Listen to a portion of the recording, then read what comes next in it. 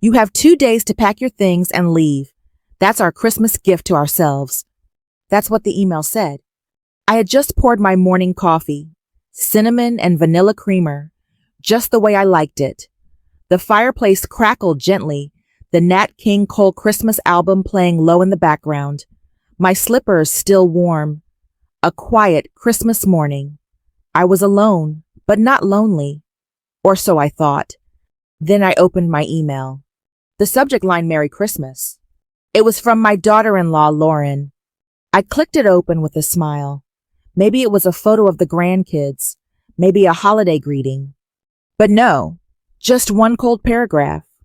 Eliza, after talking with Marcus, we've decided it's time. You have 48 hours to pack your things and vacate the house. Please don't make this harder than it needs to be. Consider this our Christmas gift, Lauren. No love, no we're sorry, just that. I stared at the screen. My hands went still. The mug didn't tremble. My heartbeat didn't even race. It just stopped for a moment. Then I opened a new tab, typed in a name I hadn't used in years. Charles Bellamy, family law attorney. I picked up my phone, dialed. When he answered, I said 3 words, "It's Eliza Montgomery." And he replied, like a man who'd been waiting for this day, "I figured I'd hear from you eventually." You'd think this was a moment that would bring a storm, but it didn't. The storm had already passed. This was the clearing. I had raised Marcus alone after my husband passed from pancreatic cancer. 37 he was when he left me. Marcus was only 8. I worked 2 jobs day shift at the bank evenings cleaning houses. I'd come home to help with homework, heat up frozen chicken nuggets, pray beside my son's bedside. I did what mothers do, what Black women have always done. I built a life out of leftovers and made it look like a feast.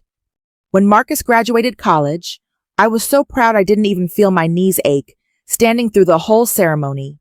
When he married Lauren, I gave him the only thing I had of value, the deed to the house I owned in full. Sold it, took the money, put the down payment on the new house in both our names. Their house, our house. They said it was temporary, just until they could stabilize. I'd have the basement suite, private quiet near the laundry. I didn't ask for much, just a place to live, a space to love my grandbabies, and maybe a warm plate on holidays. But over the years, I became invisible. Lauren started treating me like the maid. Marcus started going quiet.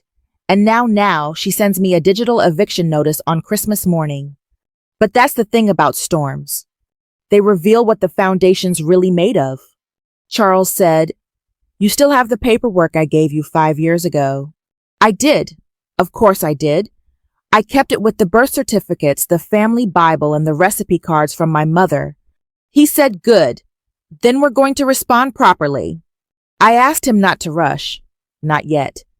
Give me just a moment with this grief. One last morning to look at my living room like it still belonged to me. But my message back to Lauren, that was quick. I replied to her email in all lowercase. Just 2 words. "Understood, Eliza." And then I hit send. I knew what was coming next. Because she didn't. Because they never think we know how to fight back the women who cook their meals and raise their children and quietly pay the property tax on time.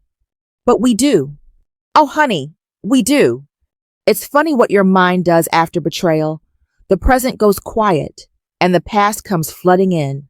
I sat there that Christmas morning, the fireplace still warm, the coffee still untouched, and I thought back on 22 years of sacrifice like someone watching the final credits of a movie they hadn't realized was ending.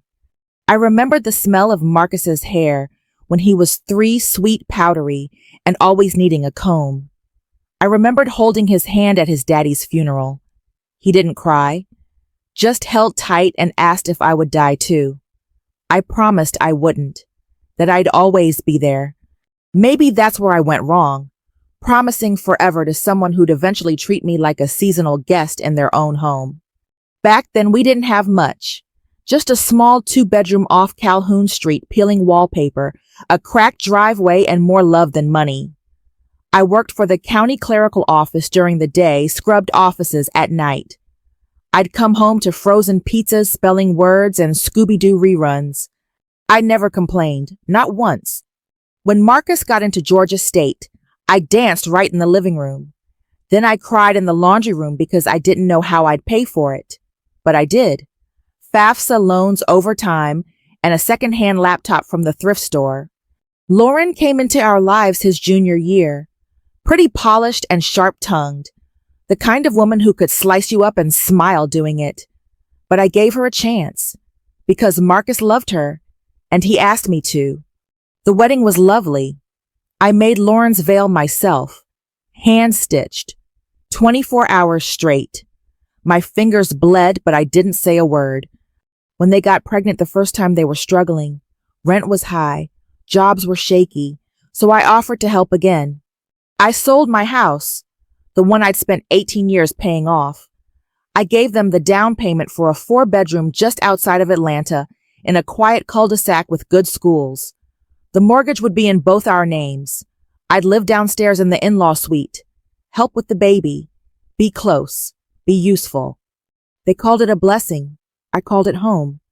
But over the years, something shifted. At first, it was small things. Lauren stopped inviting me to dinner with their friends. She'd call me Eliza instead of Mom. She made jokes about boomer advice when I suggested home remedies for the baby's cough. My framed photos in the living room slowly disappeared. The couch I bought was too old-fashioned. The dining table, a gift from my mother, was replaced without so much as a conversation. Then came the passive-aggressive notes in the kitchen. Please rinse dishes before putting in the dishwasher. Don't rearrange the spices, it confuses me. Please let us parent our way. Marcus, he just nodded, silent, cowardly. He said things like Lauren's just under stress or Mom just give her space. So I gave them space, all the space in the world. I cooked less, stayed in my suite, watched my shows, took walks when they had company.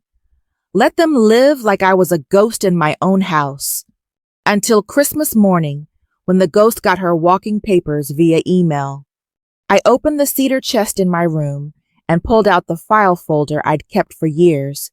Inside, the deed, the mortgage agreement, the payment breakdown, the 70% down payment receipt with my name on it, and the letter from Charles Bellamy, dated 2017, advising me not to remove myself from the title despite their suggestions. Lauren had once told me jokingly, "You're too trusting, Eliza. That's your problem." No, sweetheart. My problem was believing people who tell you love means never drawing lines. But even love has limits. And I had just reached mine. Back upstairs, I could hear them laughing in the kitchen, clinking glasses, Christmas music playing loud enough to drown out the sound of guilt.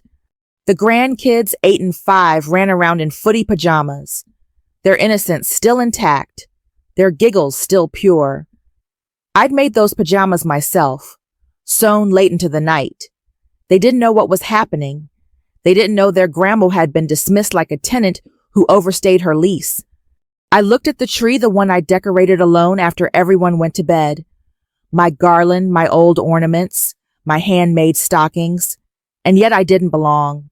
I thought to myself, you built this, and now you've been told to leave it. That's when the calm came, the kind that doesn't shout, the kind that moves in quietly like a sunrise after the darkest night. I knew exactly what I had to do, not to get even, but to remind them I was not a guest in my own story. The next morning, I arrived at Charles Bellamy's office at 9:15 sharp. The building was tucked between a soul food cafe and a dentist's office in a part of town that hadn't changed in 40 years, just like Charles. He was waiting for me with a warm cup of black coffee and a folder already open on his desk. "Eliza," he said, standing, "you look calm. That's a dangerous thing coming from a woman who's been wronged."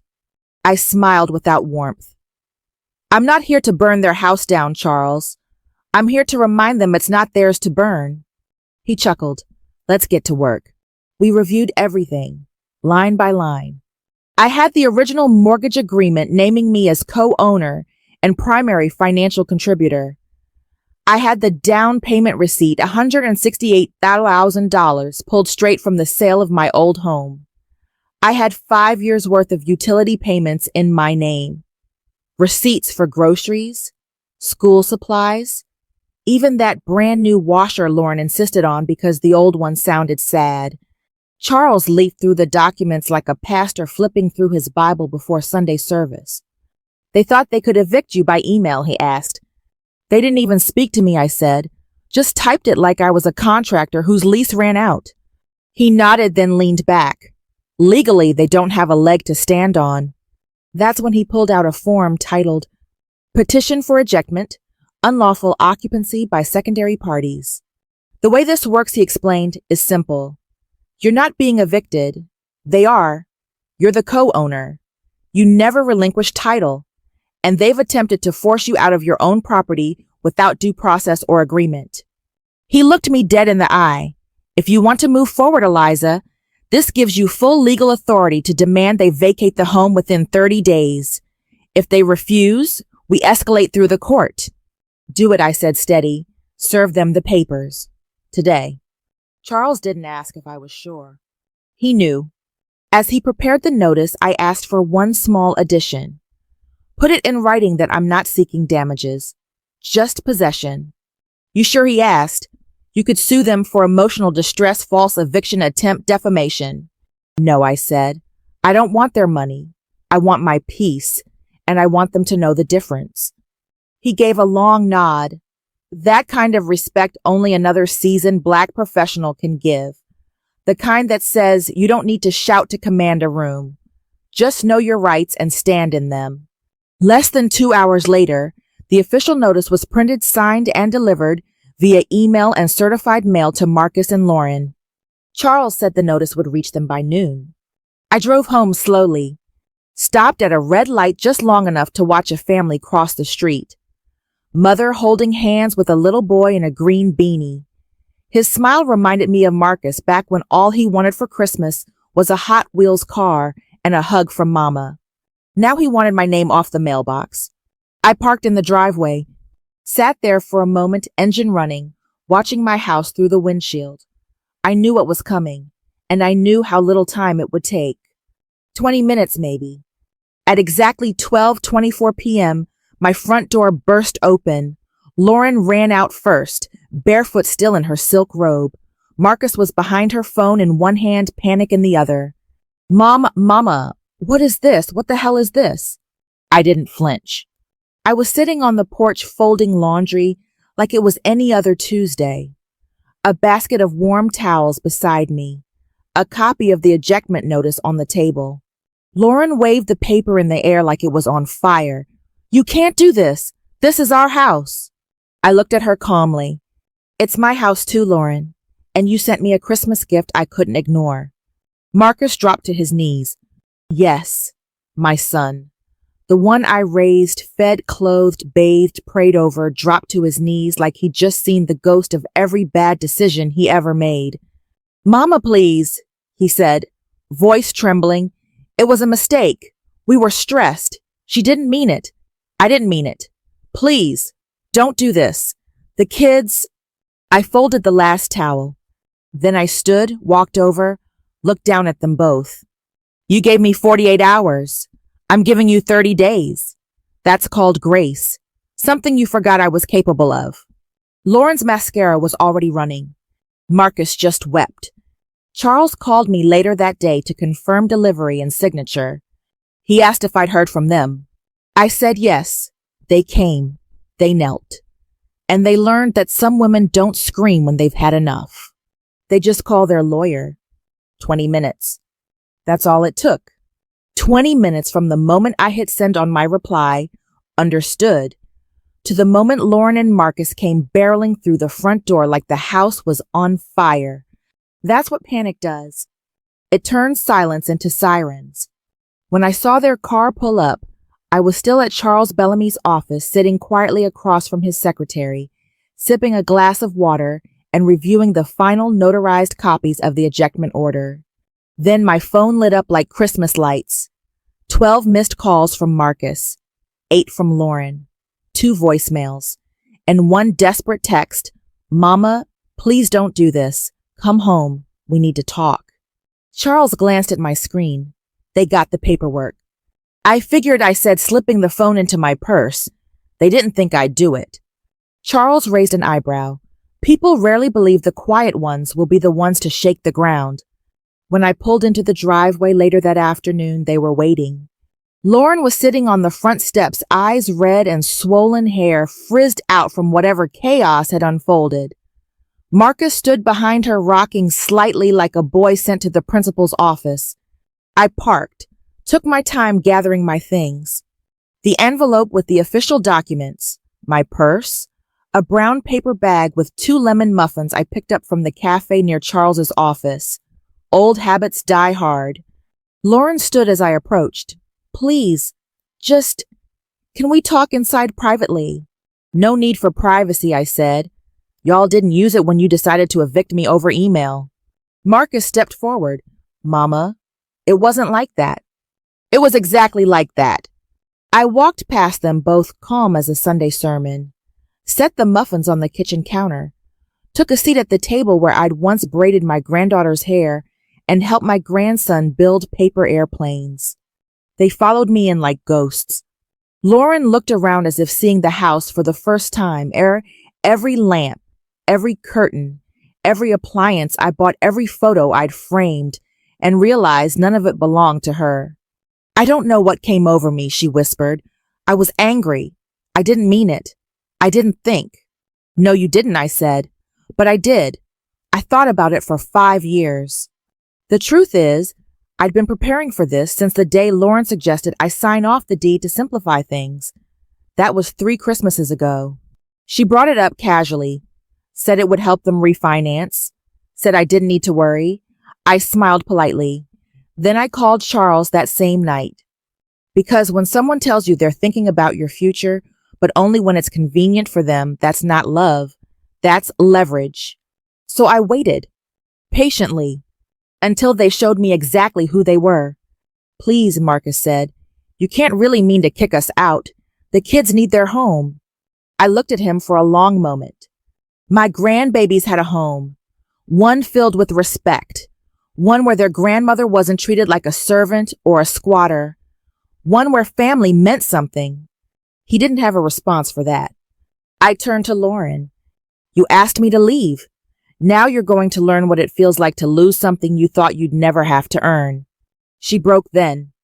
The kind of cry that comes from knowing the curtain's closed and the show's over. Sank to her knees beside the dining chair and clutched the hem of my sweater like I was the last branch on a falling tree. "I'm sorry," she whispered. "Please forgive me." I placed a hand gently on her head. Forgiveness is free, but consequences have a price. They left my house that day with the weight of their decisions finally pressing down. And me, I made tea, sat by the window, and watched the sun set over a house I finally felt again was mine. They'd wanted to teach me a lesson, but they forgot the most important rule. Don't start a fire in a house owned by the woman who built it. By the 3rd day, the energy in the house had changed. It wasn't loud anymore. No Christmas music, no clinking wine glasses, no laughter echoing from upstairs, just the occasional zip of packing tape and the quiet shuffle of cardboard being folded and refolded like some kind of penance. They were moving, box by box, room by room, and I watched it all like a woman attending her own resurrection. Lauren barely made eye contact with me now. She walked softly, carefully, like the floor might fall out if she stepped too hard. The woman who once strutted through the kitchen in heels too loud for hardwood now walked in socks. Marcus didn't say much. He stayed busy loading their things into a rental van, carrying furniture he once told me was too heavy to move on his own, when I offered to rearrange the guest room for my niece's visit. Funny how strength shows up when survival's on the line. I stayed out of the way mostly, sat on the porch with my tea, sorted photo albums, read devotionals, watered my plants. But I noticed everything. How Lauren now called me Mrs. Montgomery instead of Eliza. How Marcus paused outside my door like a schoolboy waiting to be called in. How their voices were softer, their footsteps slower, their arrogance absent. One afternoon, I found my grandson Jordan sitting on the bottom stair clutching a stuffed dinosaur I'd sewn for him last Easter. "Grandma," he whispered, "why are Mommy and Daddy packing up all our stuff?" I crouched beside him. "Well, sweetheart, sometimes grown-ups make mistakes, and sometimes those mistakes mean we all have to start over." He blinked his eyes full of worry. Did I do something bad? I hugged him tight. "No, baby, you didn't do anything wrong." He nodded against my shoulder. Then he said something that broke my heart clean open. "I don't want to go. I like it here. You make pancakes with smiley faces." That night I cried in my room, not because I regretted anything, but because I'd forgotten how many innocent people get hurt when grown folks forget how to treat each other. I prayed hard, asked the Lord to cover those babies, to make their next home peaceful even if it wasn't mine. I asked him to show Marcus and Lauren what love without entitlement looks like. And then I asked him to let me sleep without dreams that made me soften, because I was not going to back down. On day 21, Lauren knocked on my door. Just once. I opened it to find her standing there with the half-packed box in her arms and tears in her eyes. I just want to say, I was wrong. I looked at her, really looked at her, not as the woman who tried to evict me, but as the scared, tired, overwhelmed mother she'd become the one I once gave my veil to on her wedding day. "I know," I said. She nodded. "We're almost done. Just a few more days." Then she paused, voice trembling. "Thank you for not throwing us out the same day we threw you away." I didn't say anything.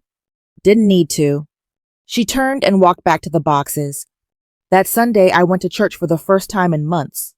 Wore my navy hat, sat in my usual pew, sang hymns like my life depended on it.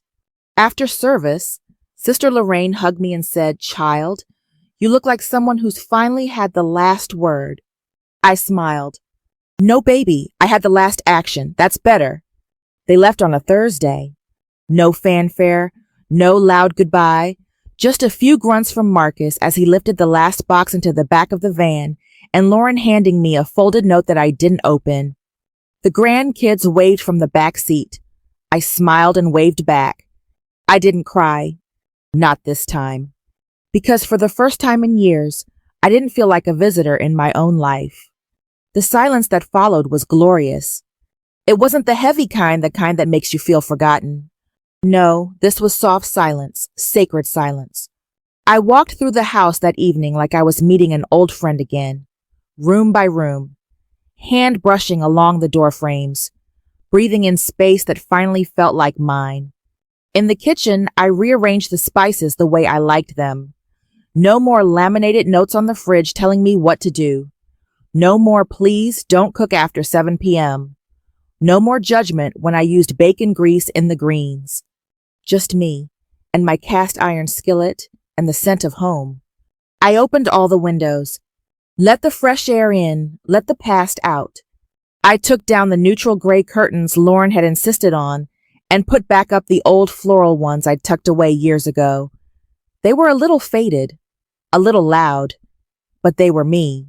I lit a cinnamon candle, put on some Sam Cooke, and I danced barefoot in the living room, slowly, arms outstretched like the spirit had tapped me on the shoulder and said, "Welcome back." I didn't throw away everything they left behind, but I did go through each room with a quiet kind of ceremony. The guest room became my sewing room again. The nursery, I left it untouched. One day the babies might visit, and I wanted them to feel like they still had a piece of their childhood here.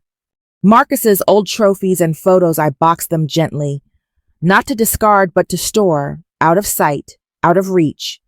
I kept the photos of us when things were good, when he still smiled at me like I was his whole world, when Lauren still called me Mom without biting her tongue, because I wanted to remember that love had existed once, even if it didn't survive.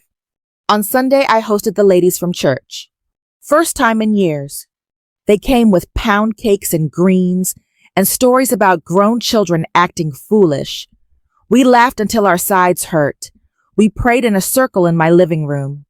And as the sun set over the porch, Sister Jean turned to me and said, Eliza, this house feels like it exhaled. I nodded. It did. That night I journaled. I wrote down the names of every woman I'd ever watched suffer in silence. My mother, my grandmother, Miss Geraldine from 3 Doors Down, Mrs. Lee from choir. All of them taught to endure, to be sweet, to sacrifice without limits. And I wrote this underneath. There is a difference between being a blessing and being used. I was never put here to be somebody's silent burden. I was built to rise, to own, to decide. A week later, I got a call from the county. Turns out Lauren and Marcus tried to contest the ejectment order, claimed I was emotionally manipulative. The judge dismissed it in 15 minutes. Too many receipts, too many facts, too much proof that I'd carried that house like a backbone while they just walked on it like a welcome mat. The truth always rises, like cream in coffee. So now I have my house back.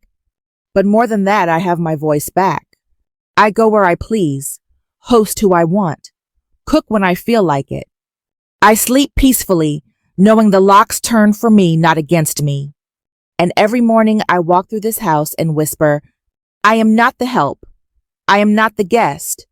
I am the woman who built this life from broken bricks and bent nails. And I live here not by invitation, but by right. The next Christmas came quietly. No lights in the front yard. No glitter-covered crafts made by little hands. No smell of sugar cookies from Lauren's Pinterest folder. But it was peaceful. And sometimes peace is the loudest celebration of all. I still hung a small wreath on the front door red velvet ribbon, same one I've had since '94. Set out my ceramic nativity on the mantel. Lit a pine-scented candle. Wore my softest cardigan and played Mahalia Jackson's Silent Night on the record player. No chaos, no pretending, no walking on eggshells. Just one woman in her own home living her own holiday. That morning, I woke up to a knock at the door. It was the mailman. Special delivery, he said, handing me a thick white envelope. No return address, just my name in Marcus's handwriting. I sat down at the kitchen table, same one where I'd read that email a year ago, and opened it slowly. Inside was a Christmas card with a drawing made by Jordan, my grandson. A crooked snowman with a heart-shaped nose. Inside the card, Merry Christmas, Grandma. We miss you. Daddy says he's sorry. He says he understands now. We hope you're okay. No signature from Lauren. But the words were Marcus's. They were small, but they were honest. I folded the card gently and placed it on the mantel, right beside the angel figurine I'd had since Marcus was born. I didn't cry, not this time, but I did feel something settle in my chest. Not closure, but clarity. Sometimes people don't wake up until after the damage is done. Sometimes they have to sit in silence to hear what they ignored in noise. I didn't need revenge. I needed respect. And when I stopped waiting for them to give it to me, I finally gave it to myself. Later that evening, I stood out on the porch with a cup of cider wrapped in a shawl my mother crocheted decades ago. Snowflakes drifted in lazy spirals. The world was still, and I whispered to the cold night air. You gave me 2 days. I gave you 30. You gave me an eviction. I gave you a lesson. Merry Christmas to me. To anyone listening tonight, maybe you're someone's mother, grandmother, sister, or wife. Maybe you've been silent so long, you forgot what your voice sounds like. Maybe you've been told your place is in the background. But let me remind you, you're not here to be tolerated. You're not a burden. You are the foundation. And sometimes the strongest thing you can do is stand up and say, this is mine. This is enough. If this story touched something in you, take a moment to share it with someone who needs to hear it. Leave a comment below and let me know where you're listening from. And if you believe in quiet power, in earned peace, and in second chances, subscribe. Because we've got more stories to tell.